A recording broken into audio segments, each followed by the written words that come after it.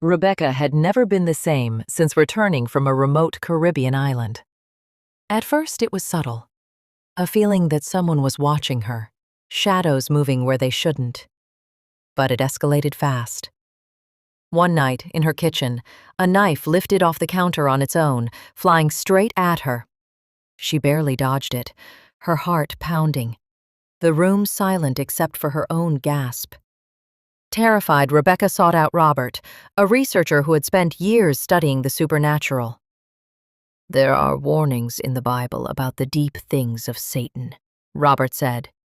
"The Vatican even cautions against pursuing these matters too far.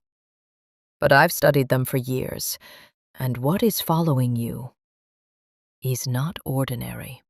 He told her about the angel fall, the casting down of angels from heaven, the same event described in Scripture.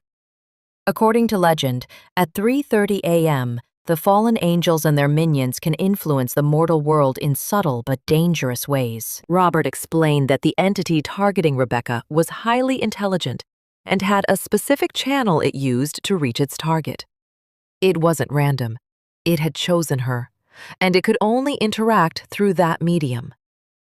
"There are only two things you need to know," Robert continued. 1. The nature of the entity. 2. The only way to survive. He described a ritual, a graveyard meditation at 3:30 a.m., meant to reveal the truth about dark entities. Robert attempted it first, meditating alone among the tombstones in the cold fog of the cemetery. But nothing happened. "It works differently for you," he said. "This one communicates only through its chosen channel. It cannot be controlled, only avoided in the correct way." The method for Rebecca was extreme. She would have to lie in a coffin. The entity might seal itself inside, the coffin could bury her alive, but this was the only way to confront it safely. "I almost died today," Rebecca said firmly. "If this is the only way, I'll do it." She lay inside the coffin. Darkness swallowed her. Visions flashed, twisted shadows of her past, her anger, her guilt, shaping themselves into a living entity. At the same moment, Robert collapsed outside the coffin, struck by a sudden heart attack. When Rebecca emerged, it was too late. He was gone. For a week, Rebecca stayed locked in her home, isolated, reflecting on what had happened. Then she remembered the Caribbean cave.